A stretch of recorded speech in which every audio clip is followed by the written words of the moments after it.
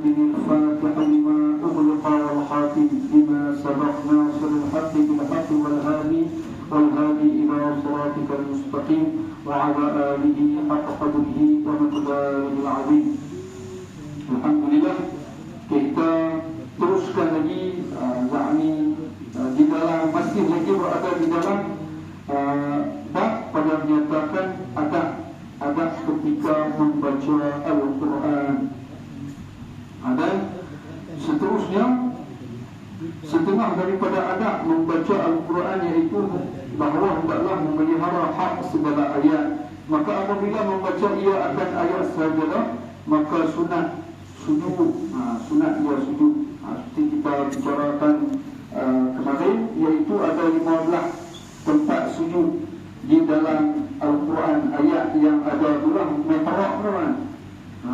Jadi itu disunatkan sujud. Dan demikian lagi sunat muakkad sujud apabila ia mendengar bacaan orang lain. Jika orang yang membaca itu sujud lain, yang kita sebut kemarin ni pasal khilaf pun kita sebut juga.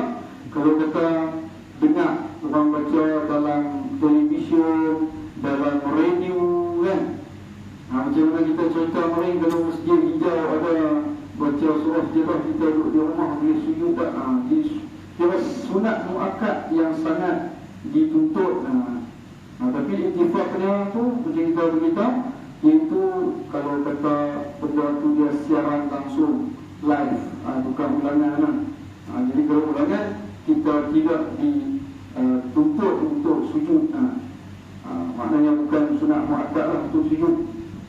Dan seterusnya sunnah ia di dalam sujud itu berdoa dengan barang yang sesuai dengan ayat sajidahnya. Maka apabila ia membaca akan firman Allah Subhanahu wa ta'ala, innama yu'minu bi ayatina alladhina idza dhukiru biha kharru sujada wasabbahu bihamdi rabbihim wa hum la yastakbirun. Surah As-Sajdah ayat yang ke-15.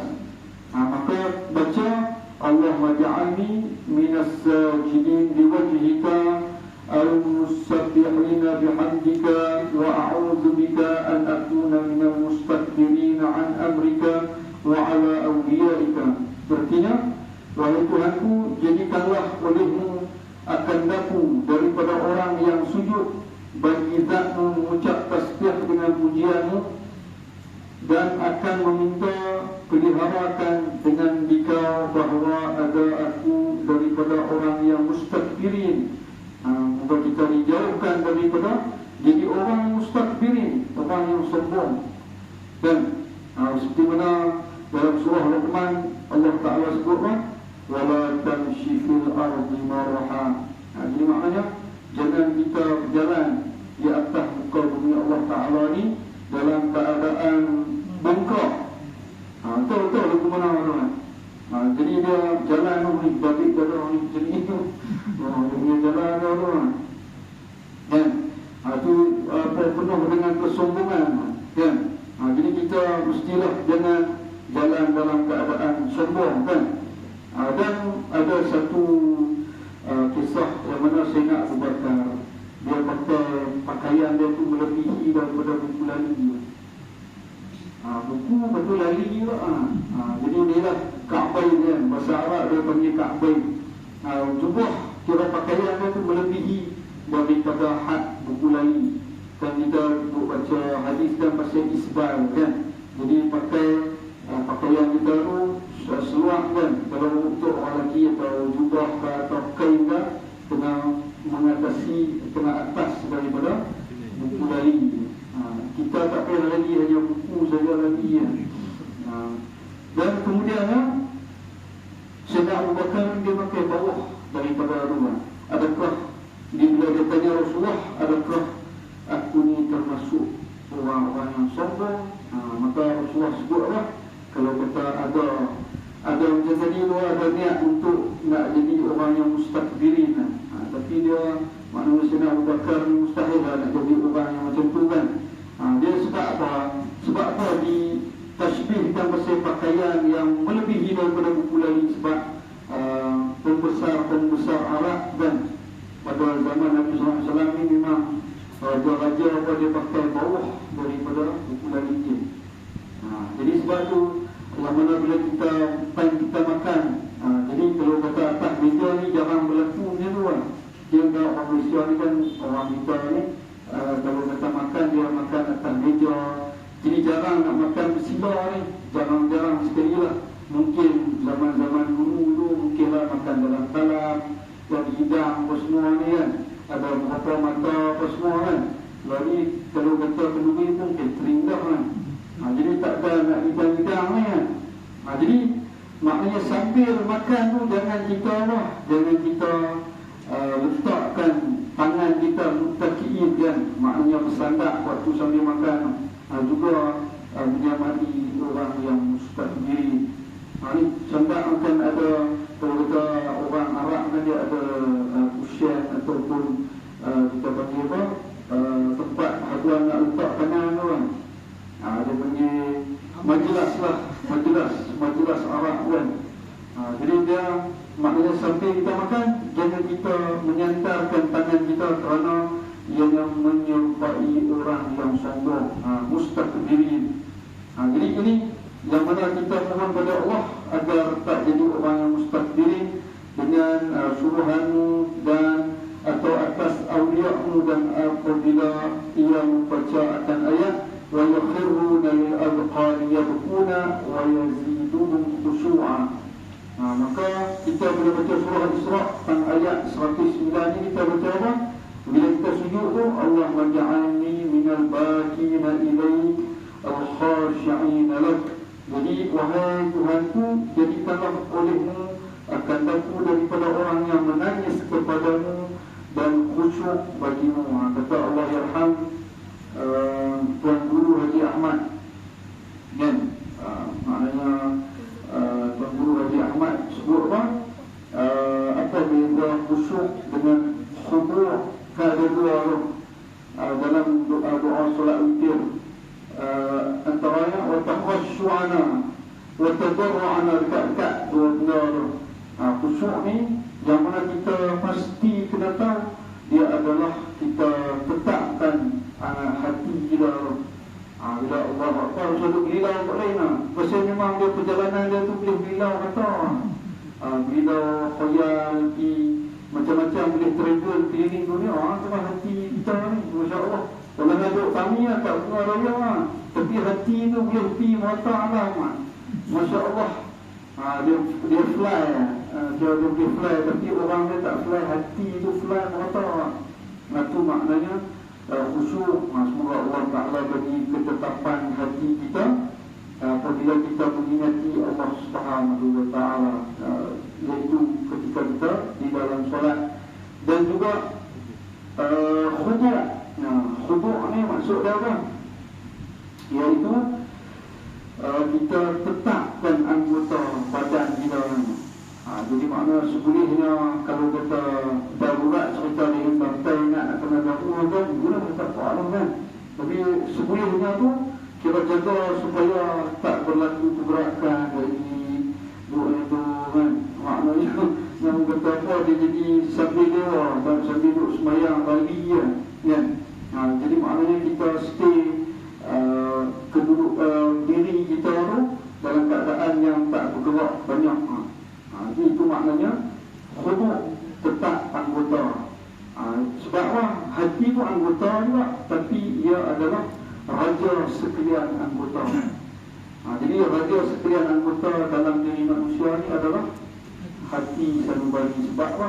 Tempat yang Allah Ta'ala nak hitung kita dalam hati kita, dan juga amalan kita. Dua benda, hati dengan amalan. Tapi janganlah jadi satu alasan bila kata Allah Ta'ala tak pandang rupa parah ustaz kan. Inna Allah la yanzuru ila suwarikum walakin Allah yanzuru ila qulubikum wa a'malikum. Allah Ta'ala kan tengok rupa parah ustaz, Allah Ta'ala tengok hatinya, amalan.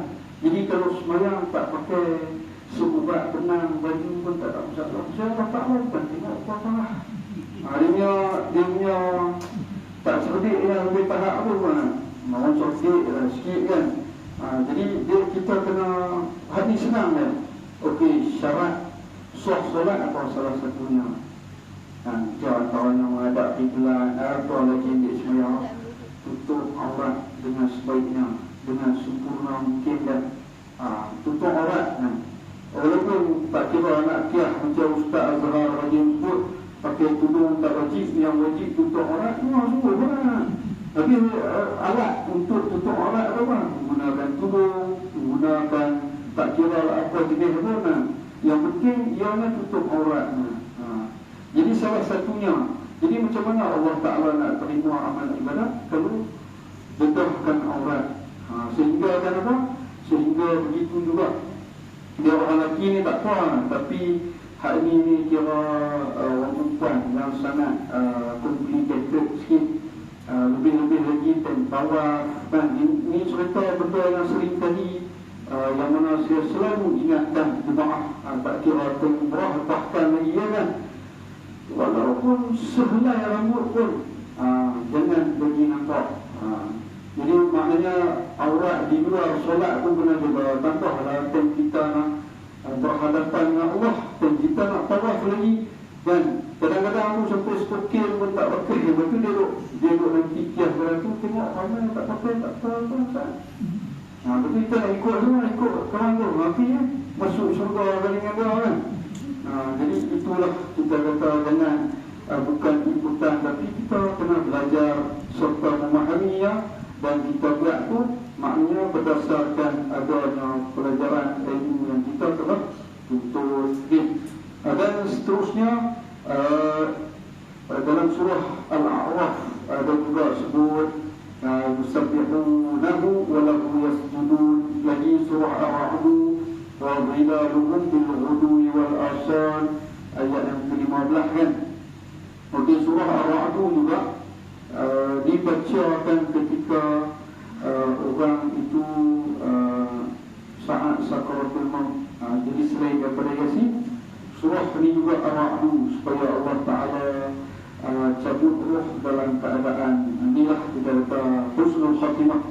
Sebab kan kata ulama, rasa kematian itu seperti kita kelak dengan benda yang tajam di badan kita ni sebanyak 300 kali dia benda tajam. Ya betul lah rasanya, try buat nak tahu ke tak ada kena buat tapi tahu dah memang tak akan buat sampai 300 kali je. Itu kalau hak seringan-ringannya. Sebab apa? Paling sakit atas muka bumi yang Allah Ta'ala berikan kepada makhluk-makhluknya, iaitu sakaratul maut. Paling sakit. Itu kira hak yang minimum tu, hak yang tahap orang-orang beriman tu, 300 benda tajam kelak badan, rasa kematian. Apa giring bawang, tergiring jari pun sakit tu, baru sekali giring. Lagi tu ada 299 lagi kan, dah pergi cukup 300. Perasan tak akan cukup 300 tu, dah kurang awal je. Baru maknanya, baru bagaimana kita cuba kita tengok gambaran yang mana rasa keperitan dan yang mana sahabat-sahabat Nabi, sebab mereka yang mana kalau kata time perang kan, bersama dengan Rasulullah SAW. Jadi mereka ni yang mana kalau kata luka apa semua tu, jadi rawatan mereka itu ialah dengan menggunakan kurma dan dicampurkan dengan susu kan. Dia bagus untuk luka dalaman kan. Itu antara ramuan-ramuan yang bagus untuk orang-orang yang macam baru lepas salin dan sebagainya. Ialah kalau nak cari kawan, nak cari tamak, sudah pada persiap apa tak ada. Kalau kita ni pergi laruan kan. Dia orang Arab, ini adalah salah satu orang kata apa, ramuan tradisional mereka. Kena benda tajam, bila pedang apa, kena panah kan, busuk apa, anak panah, dan di bahagian-bahagian badan ni dirawat dengan kurma, dengan susu. Sebab tu pesanan Nabi, pastikan di dalam rumah kita tu bagi ada kurma dengan ayat Zam-Zam. Minimum berdoa. Buatlah lagu mana pun, yang penting dia ada dua perkara tu. Sebablah tidak akan masuk kefakiran, kemiskinan di rumah orang yang ada buah tamar, ada ayat Zam-Zam. Tak banyak sikit pun bagi ada. Kerana apa? Kerana adanya keberkatan itu. Okey, 15 tempat semua, yang mana di dalam surah Haji ada 2 kali dia, iaitu ayat yang ke-18 dengan ayat yang 77, surah Furqan ayat yang ke-60, dan seterusnya surah An-Naml ayat 15, surah Sajdah 15, surah Naml ayat ke-26, dan seterusnya surah An-Najm fasjudu lillahi wa'budu ayat yang ke-62, Insyiqaq ayat ke-21, dan suratul Alaq yang mana bermula dengan Iqra bismi rabbikal ladzi khalaq. Itu yang terakhir tu dalam Al-Quran, ayat yang ada tempat sujud tu. Cuma contohnya kita baca dalam solat maghrib, kita tu ada di imam kan. Lepas tu kita pergi sujud tilawah, okey ya, tak ada masalah. Cuma ada satu ketika tu, kita macam kita masbuk kan. Dan okey, first imam yang pertama, lepas tu kira makmum nak ikut imam first kan. Jadi dia tu masbuk. Lepas pada tu, habis pada imam pertama ni pergi salam, jadi dia ada balance lagi 1 rakaat. Jadi mai pula kawan ni nak jadikan kawan tu sebagai imam kan. Jadi bila main tepuk kawan ni kan, jadi dia baca surah ni, dia pun sujud. Lepas tu kawan tu duduk subhanallah, subhanallah. Jadi kita ada kan. Lepas tu habis bila kita dah takbir sebut subhanallah, dia tak kerja betul, cuma dia piak sikit lah. Habis tu lepas tu sujud tilawah. Tak tahu gamanya baca surah ni lagi, ataupun dia ulang Quran ke apa kan. Lepas tu satu lagi yang paling best sekali kan, tepuk-tepuk kawan tu tengah solat tasbih lagi best. Jadi Allah Akbar kata tu. Jadi wasbuk maknanya kita tepuk orang tu solat tasbih memang riwan. Jadi mufarakah tu je lah. Dia tengok kawan keadaan dia duduk solat tasbih, kita juga nak ikut kita solat fardu kan. Itu keadaannya. Yang mana kita kalau kata tujuan yang sama macam musafir apa tu okey lah. Tapi kalau kita pergi di pusat-pusat pengajian ke pondok apa, mungkin lah dia tengah lupa ramai apa-apa lah. Dan kita boleh duduk di masbuk dan tu kena letak lah. Kalau dia solat tasbih kan, panjang sikit lah, kita nak tunggu habis dulu. Dan seterusnya, okey, doa memelihara agar daripada penyakit was-was. Antaranya apa yang macam mana selalu saya bacakan sebelum kita nak takbiratul ihram. A'udzubillahi minasyaitanir rajim.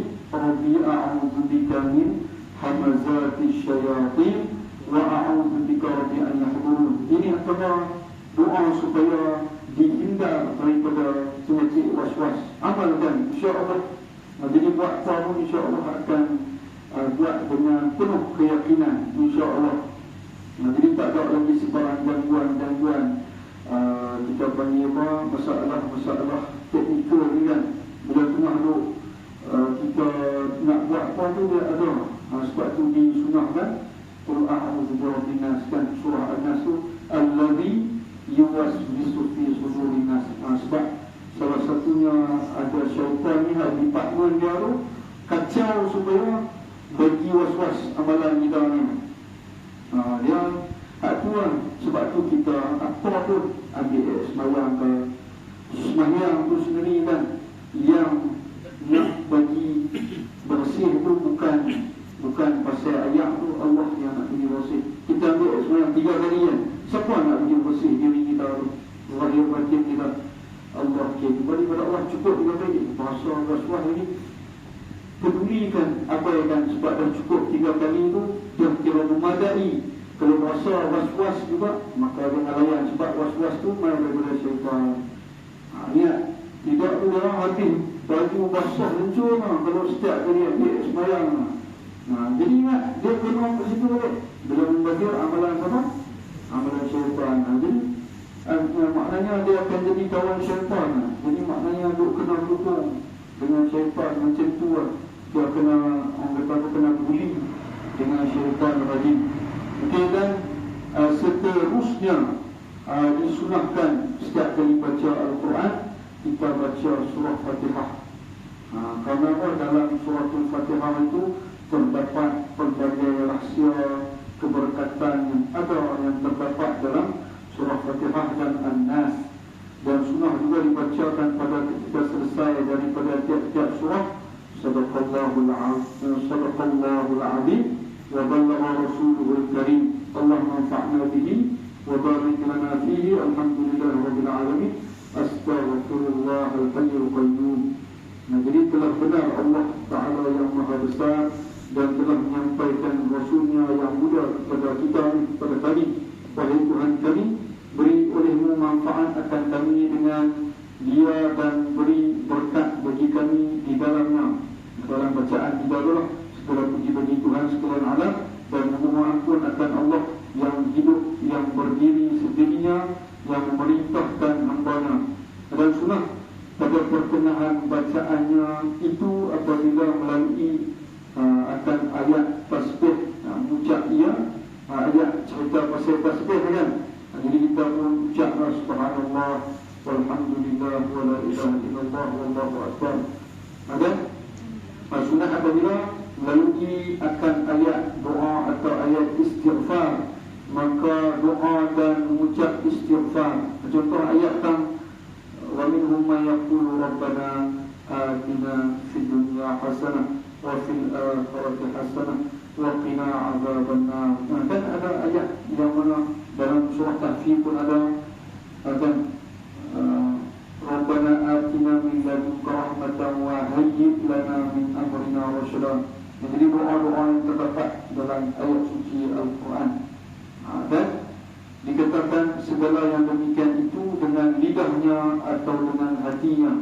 Dan sunat juga pada ketika khatam Al-Quran, bila selesai khatam Al-Quran, dibaca doa yang dibaca oleh Nabi SAW pada ketika khatam Al-Quran itu. Macam mana kita baca setiap kali habis baca Al-Mulk, Allahumma arhamni bil Quran waj'alhu li imanan wa nuran wa hudan wa rahmah. Allahumma dzakirni minhu ma nusitu wa 'allimni minhu ma jahiltu warzuqni tilawatahu ana al-layli wa atrafan nahar waj'alhu li hujjatan ya rabbal alamin. Dan setengah daripada adab membaca Al-Quran itu bahwasanya seyogianya, sepatutnya dijaharkan bacaannya itu sekurang-kurangnya didengar oleh diri sendiri. Jangan baca, tengok saja macam baca surat khabar, tak bunyi. Mesti bagi juga lidah itu bergerak, sekurang-kurang diri sendiri dengar. Sebab apa? Sebab di setiap huruf itu digandakan 10 kali ganjaran oleh Allah Ta'ala. Jadi mana ada lagi lah selain daripada Al-Quran, try baca apa pun belum tentu boleh ganjaran daripada Allah. Tapi bila baca Quran, walau satu huruf kita ucapkan pun tetap diberi ganjaran yang berlipat kali ganda, sebanyak 10 kali ganda.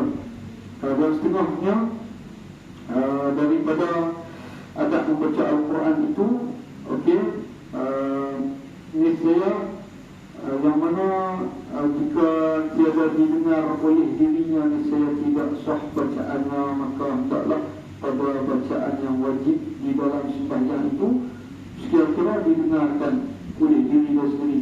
Adapun yang terlebih daripada sekira-kira didengar oleh dirinya itu, maka iaitu terkadang sunat dan terkadang yang tak ada sunat. Jadi macam orang tu bergaduh pasal setiap kali lepas sembahyang ada wirid kan, wirid-wirid kita kata Al-Quran yang kita baca Astaghfirullahaladzim. Okey, adakah perlu jahar? Adakah perlu sedang-sedang tak buat sangat? Adakah perlu sirkan? Jadi jawapan dia tu semua tu betul. Tengok mana kalau kita nampak di belakang ada orang masjid banyak orang. Syuk semua lah kan. Pasal apa? Pasal boleh jadi dengan baca jahar tu dan orang-orang masjid. Jadi baca kepala-kepala ayat tu orang boleh faham lah. Contoh Fatihah di Al-Fatihah Bismillahirrahmanirrahim. Alhamdulillah. Maka tu sambung lah. Kita baca sampailah selesai. Jadi itu kira maknanya kita kena sesuaikan keadaannya tu. Jadi tak boleh pilih kata benda tu sebenarnya tak boleh buat. Ada saja dia punya hujah dengan dia nak bawa hujah tu kan. Jadi tak perlu sampai tahap tu. Jadi kita tahu keadaan tu bagaimana. Dan dari sunat dijaharkan itu iaitu hadis yang diriwayatkan oleh ulama. Bahasanya Nabi SAW mendengar beberapa jemaah daripada sahabat menjaharkan bacaannya di dalam sembahyang pada malam, maka membenarkan Rasulullah SAW akan mereka itu dan menegakkan ia akan dia. Dan lagi sabda Rasulullah SAW, "Idza qama ahadukum min al-laili yusalli falyajhar bi qira'atihi fa innal malaikata وعمار الدار يستمعون إلى قراءته ويصلون بصلاته." Apabila berdiri seorang kamu daripada malam padahal ia sembahyang, maka hendaklah dijaharkan. Jahar itu maksudnya dikuatkan bacaan nyaring. Bacaannya itu maka dari kerana bahawa adalah malaikat dan isi rumah daripada jin dan lainnya itu mendengar akan mereka itu kepada bacaannya dan sembahyang mereka itu dan serta sembahyangnya. Jadi maknanya bila kita baca jahar tu, cara dalam masa yang sama tu, cara makmum hak kita tak nampak. Makmum yang tak nampak ni hak ni lah. Hak tak nampak tu ada juga. Siapa para malaikat, jin Islam. Cuma tak, maknanya tak betul lah kaedah yang kata sebaik-baik jin sejahat-jahat manusia. Tak betul lah kaedah tu. Pasal apa? Pasal di kalangan jin pun ada yang beriman. Dan wa anna minnal muslimun wa minnal qasitun faman aslama fa ulaika taharraw rasyada. Jadi maknanya ada Islam, ada yang beriman, ada geng tak sembahyang. Macam kita lah, ada menteri, ada PM, semua lah. Dia punya alam dia itu. Cuma maknanya kita tak boleh mengatakan sebaik-baik jin adalah sejahat-jahat manusia. Tidak, maknanya kaedah seperti itu maknanya tak betul. Sebab apa? Sebab dia ada juga jin Islam, jin yang beriman dengan Nabi SAW dan juga Allah dan Allah dan Rasul kan. Waktu Nabi dakwah maknanya melampaui daripada manusia dan selain daripada manusia. Dan yang dikenakan taklif oleh kita ni ialah manusia dan juga jin. Wama khalaqtul jinna wal insa illa liya'budun. Dan seterusnya fadlu qira'ati sir ala qira'atil alaniyah kafadli sadaqati sirri ala sadaqatil alaniyah. Jadi riwayat Imam At-Tirmidzi dan juga Abu Daud. Jadi kelebihan bacaan Al-Quran itu secara rahsia atas bacaan yang jahar itu, iaitu seperti kelebihan kita bersedekah secara rahsia ataupun bersedekah secara terang-terangan. Jadi nak dua betul. Sebab apa? Sayyidina Abu Bakar dia banyak baca sir. Sayyidina Umar ni suka baca Quran, zikir jahar lah. Sebab apa? Dia tak berzab kalau dia baca atau zikir tak keluar suara. Bisa orang garang kan, buat semua. Tidak, kalau tidak tak beliau dia masuk. Sebab apa? Umat Sayyidina Umar masuk Islam ni kira 3 Tuhan. Betul dalam riwayat 33 umur macam mana Nabi Isa diangkat oleh Allah Ta'ala lagi. Ini generasi kegemilangan Islam tu. Jadi syabaknya pemuda ni lah antara yang mana pesanan Sayyid Muhammad Alawi Al-Maliki kan, antara ulama yang masyhur di bumi Hijaz, yakni di kota Mekah satu ketika dahulu, yang mana kata waktu muda inilah nak ramai sungguh-sungguh nak solat sepanjang malam, banyak-banyak baca Quran, banyak-banyak. Sebab apa? Bila kita sampai umur tua nanti, kita hanya mahu, belum tentu kita letak ini. Kita hanya mampu nak saja, tapi kita tak mampu untuk laksanakan. Di waktu muda ni, walaupun banyak dugaan, banyak ujian, nak lakukan ibadat penuh dengan halangan, tapi boleh buat lagi sebab ada tenaga muda tu. Tapi bila tua esok, jadi yang mana nak macam-macam tapi tak boleh.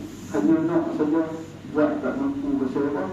Dengan kesihatan, faktor kesihatan dan juga tenaga yang Allah berikan. Semoga Allah Ta'ala berikan kekuatan kepada kita semua untuk menjalani ketaatan kepada Allah Subhanahu wa Ta'ala, dan semoga berbahagianya Ramadan ini dapat menjadikan kita sebagai insan yang istiqamah sehingga akhir hayat kita. Wassalamualaikum warahmatullahi wabarakatuh. Bismillahirrahmanirrahim. Nawaitu sama ghadin an adai fi syahr Ramadan hadhihi sanati lillahi ta'ala.